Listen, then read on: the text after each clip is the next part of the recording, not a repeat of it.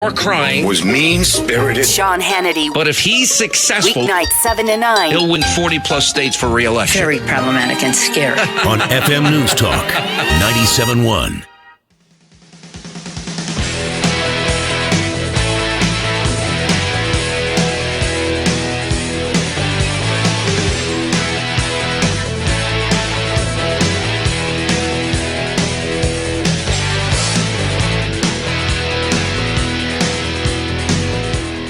You're listening to The Mark Cox Show. Follow the show on Facebook. Facebook.com/The Mark Cox Show.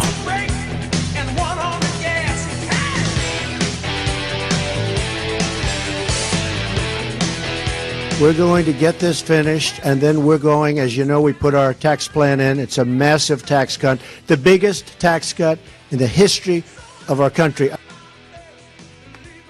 Well, that was the president talking about what he's going to do next after he deals with health care, assuming it gets through the Senate.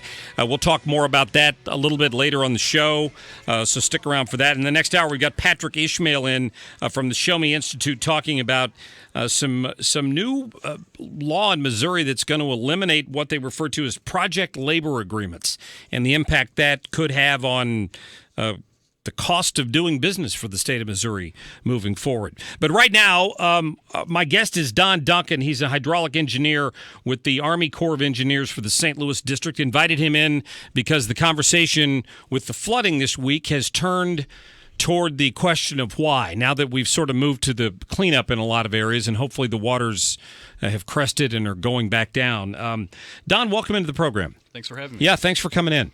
I guess, first of all, is it unusual that we had the kind of flooding we've seen this close together in the Eureka, Pacific, Valley Park area? Yeah, I would say it's very unusual.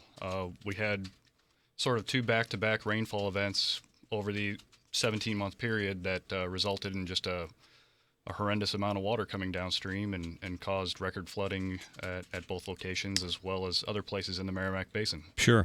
Were those unique enough circumstances that they just hadn't repeated themselves in the last 30 or 40 years? Because the folks that live in Eureka in that area tell me that they don't remember events happening this close together for many, many years. And now all of a sudden they've been hit twice in 16 months, 15 months? Right. I gave the peak stream flow at the Eureka gauge a look yesterday just to kind of get myself wrapped around that. And in the history of the gauge, we had one event back in 1915 that actually had a higher discharge than we saw in these last two events. But generally, the very large, more rare floods don't happen this close together.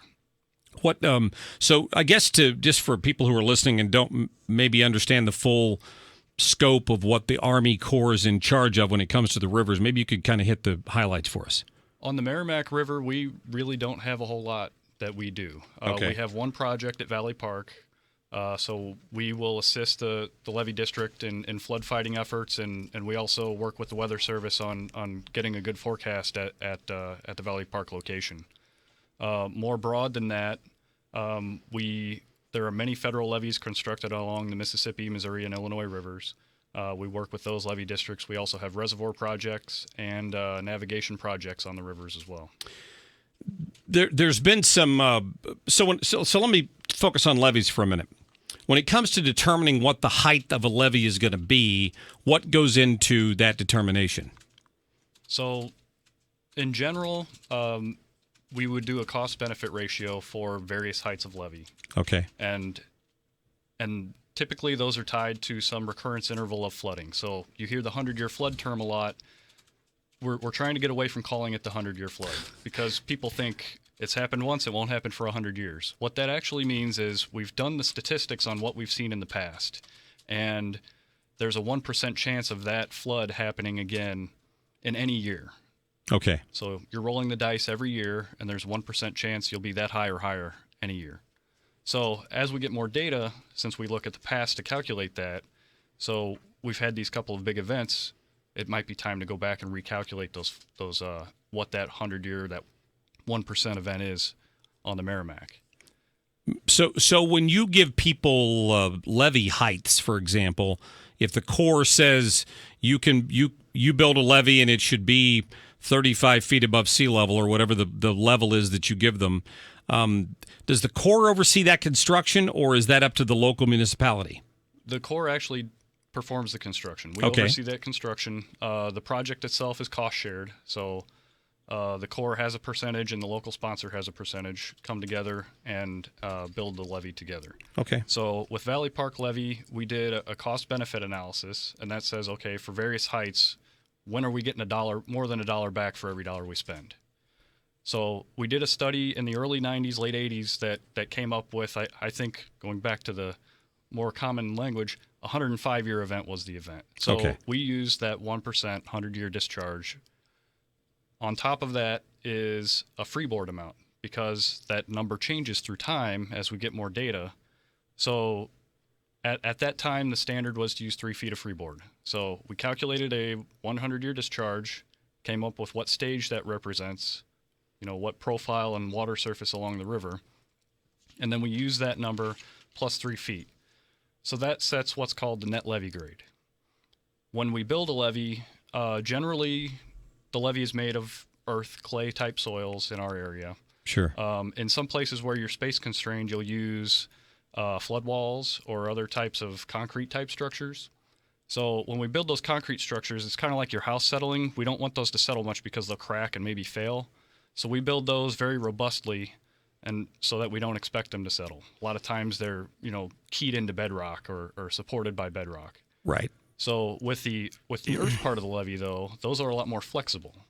So when the river deposited the sediment that we're building the levee on in the past, that it's not very continuous sediment. So we have an allowance for settlement, and we add that on top of that 3 feet of freeboard. It's just in case it shrinks, I guess, so to speak. Right. So in the Valley Park case, some of the folks in the Eureka area, and I had a guest in here, Mr. Stokes, earlier in the week, who suggested that some of these levees were built higher than they were supposed to be, which has forced a bottleneck of sorts, which has caused more water to back up, leading to these 2 more recent flooding events that have been fairly close together, although the amount of water that's been thrown at them has been a large amount. I understand that. Do you think that's played a role in this? Does the Corps believe that? So the Valley Park levee hasn't been built higher. That allowance for settlement, the levee may not have settled all the way down back to that net levee grade. Okay. So that process could take decades to happen, and in some places it may not ever settle to that net levee grade. But in the future, if the Valley Park wants to maintain their levee, they're allowed to fill back to that net levee grade line, but not beyond it. Okay. So the answer, what's your answer on that? Is their theory correct that the fact that there are more levees downstream from them than there used to be might have contributed to this? Does the Corps think that's a problem? So the only levee that's been built in the past 70 years or so anywhere near Valley Park is Valley Park. Okay. The levees on the Mississippi River were completed in the 40s and 50s, so those have been in place for a very long time. Again, it's the rainfall events we saw that have caused this horrendous amount of flooding. There were records set well upstream of Eureka and Valley Park on different parts of the basin through both of these events. Is it true in general when somebody makes the comment that man has manipulated the riverbanks enough on some rivers that it has changed not only the course of the river, but how it floods in some areas? That's a correct statement, correct? Everything we do in every watershed, so everywhere, has some impact on flooding. Right. Whether that's lots of new development causing more runoff in the uplands, or putting bridges across channels, building levees, channelizing rivers, all of that will have some effect on how the river reacts. Okay. Don Duncan is our guest, by the way, in case you're just joining us from the Corps of Engineers here in the St. Louis District. Is there, with that being said, if you don't believe that whatever the levee is in Valley Park contributed to this, is there anything that can be done moving forward so that 18 months from now, the folks in Eureka aren't back in the same situation? If it rains this much again, we're going to see a similar flood again. There's just nothing that can be done with it. No. Back in the 1970s, you saw that the Corps had started actually planning toward construction of a few reservoirs. Mm-hmm. When those were deauthorized because Missouri voted against having those reservoirs, Congress gave us a new authorization that said you can look at other methods of flood risk management in the Merrimack Basin. So we looked at Union, we looked at Arnold, we looked at Fenton, we looked at Eureka, we looked at Valley Park.